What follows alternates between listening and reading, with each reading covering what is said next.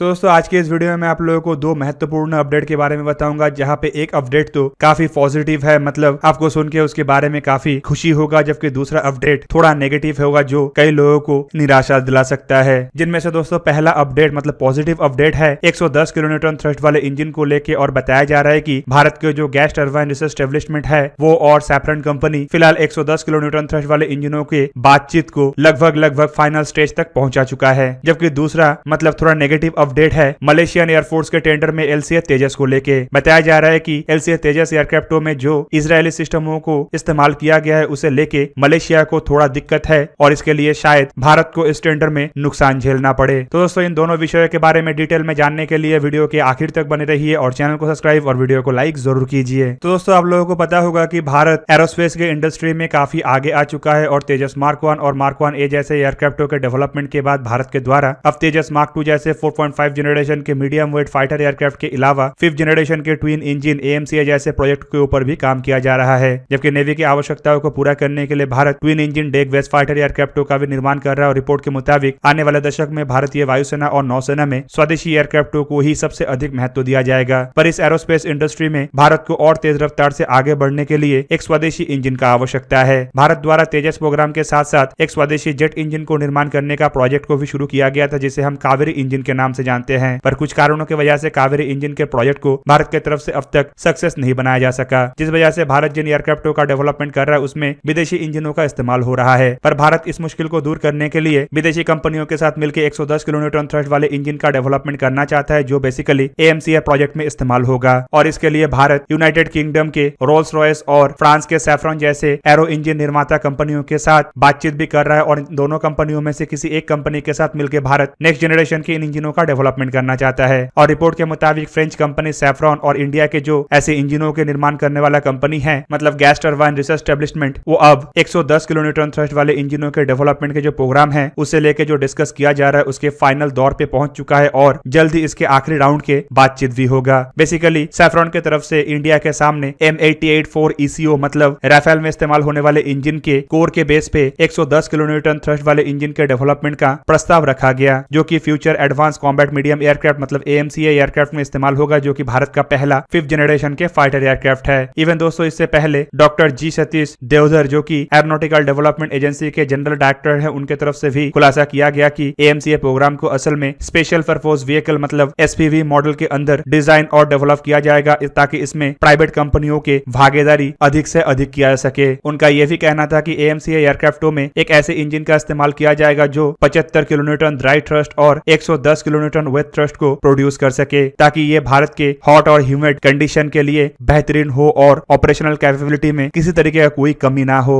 Even इस तरीके के इंजन होने से AMCA अधिक से अधिक मात्रा का हथियारों को कैरी करने का भी क्षमता रख पाएगा, और साथ ही साथ जिस पर्पज में AMCA का डेवलपमेंट किया जा रहा है उन सभी पर्पजों को पूरा किया जा सकेगा। दोस्तों ये जो नया इंजन है जो विदेशी कंपनियों की मदद से भारत स्वदेश में निर्माण करेगा, उसे निर्माण करने के लिए प्राइवेट कंपनियों के भी भागीदारियों को लिया जाएगा। जबकि बताया जा रहा है इसमें कई सारे नॉन कोर रिलेटेड टेक्नोलॉजी को DRDO के तरफ से भी डेवलप किया जा रहा है। दोस्तों ये जो 110 किलोन्यूटन थ्रस्ट वाले इंजन है इसका इस्तेमाल खाली AMCA प्रोजेक्ट में नहीं, बल्कि बताया ये भी जा रहा है कि नेवी के जो twin engine deck based fighter aircraft के प्रोग्राम है उसमें भी इसका इस्तेमाल किया जा सकता है। जबकि तेजस मार्क 2 एयरक्राफ्टों के जो सिंगल इंजन ऑप्टिमाइज वेरिएंट है उसमें भी इन इंजनों का इस्तेमाल हो सकता है। दोस्तों चलिए अब दूसरा अपडेट मतलब नेगेटिव खबर के बारे में जानते हैं। दोस्तों आप सबको पता ही होगा कि भारत के द्वारा मलेशियन एयरफोर्स के जो टेंडर है उसके तहत अपने स्वदेशी Tejas lead in fighter trainer aircraft का ऑफर किया गया है। पर दोस्तों इस ऑफर के बाद मलेशिया की तरफ से एयरक्राफ्टों में इस्तेमाल होने वाले कुछ कंपोनेंटों को लेकर ऑब्जेक्शन रेस किया जा रहा है, और मलेशिया नहीं चाहता है कि उसके द्वारा खरीदे जाने वाले ऐसे एयरक्राफ्टों में किसी भी तरीके का कोई भी इजरायली कंपोनेंट रहे। बेसिकली इसके पीछे मेन कारण है दोनों देशों के बीच का रिश्ता। वैसे तो दोनों देशों के बीच में ऐसा कोई डायरेक्ट कॉन्फ्लिक्ट नहीं है, लेकिन कई सारे कारणों की वजह से मलेशिया के द्वारा इजरायल को इतना पसंद नहीं किया जाता है। इवन मलेशिया के लोगों के अंदर भी इजरायल को लेकर मनोभावनाएं अलग है। पर दोस्तों यहाँ पे भारत के लिए सबसे बड़ा मुश्किल यह है कि तेजस एयरक्राफ्टों के प्रोग्राम में भारत द्वारा कई तरीके के इजरायली कंपोनेंटों का इस्तेमाल किया गया है, जो कि तेजस एयरक्राफ्टों को इस टेंडर में कमजोर बना सकता है। पर भारत की तरफ से इसे लेके भी एक नया रास्ता ढूंढ लिया गया है। रिपोर्ट के मुताबिक हिंदुस्तान एरोनॉटिक्स लिमिटेड की तरफ से मलेशियन एयरफोर्स के टेंडर के तहत जिन एयरक्राफ्टों का ऑफर किया गया है उनमें इजरायली ओरिजिन इक्विपमेंट नहीं होगा, खास करके Elta ELM 2032 multi functional active electronically fire control radar नहीं होगा। इवन इसके अलावा भारत की तरफ से इन इन एयरक्राफ्टों में इस्तेमाल होने वाले लगभग अन्य सभी इजरायल कंपोनेंटों को बदलने का बात कहा गया है और इन कंपोनेंटों को बेसिकली कस्टमर के रिक्वायरमेंट के हिसाब से आइदर फ्रेंच या फिर इंडियन मेड सब सिस्टमों के द्वारा रिप्लेस कर दिया जाएगा। रिपोर्ट के मुताबिक भारत के द्वारा मलेशिया को जो कॉम्बैट LCA तेजस मतलब सिंगल सीटेड कॉम्बैट वेरिएंट एयरक्राफ्टों का ऑफर किया गया है, उसमें active electronically fire control radar के रूप में स्वदेशी निर्मित उत्तम रडारों का इस्तेमाल होगा। जबकि इसके अलावा फ्रेंच कंपनी थेल्स की तरफ से निर्माण किया हुआ हेड ऑफ डिस्प्ले का भी इस्तेमाल इसमें होगा ताकि इजरायली निर्मित हेड ऑफ डिस्प्ले इसमें ना हो। और रिपोर्ट के मुताबिक थेल्स कंपनी ऑलरेडी इन इक्विपमेंटों को सप्लाई करने के लिए तैयार भी है। जबकि टारगेटिंग पॉट के रूप में भी यहाँ पे फ्रेंच कंपनी थेल्स को ही चुना गया है और रिपोर्ट के मुताबिक इसमें अब इजरायली टारगेटिंग पॉट के जगह में फ्रेंच निर्मित डैमेक्लिस टारगेटिंग पॉट का इस्तेमाल होगा। जबकि इसमें हेलमेट माउंटिंग डिस्प्ले और साइट को भी बदल दिया जाएगा और इसके लिए DRDO की तरफ से निर्माण किया हुआ हेलमेट माउंटिंग डिस्प्ले और साइट का इस्तेमाल होगा।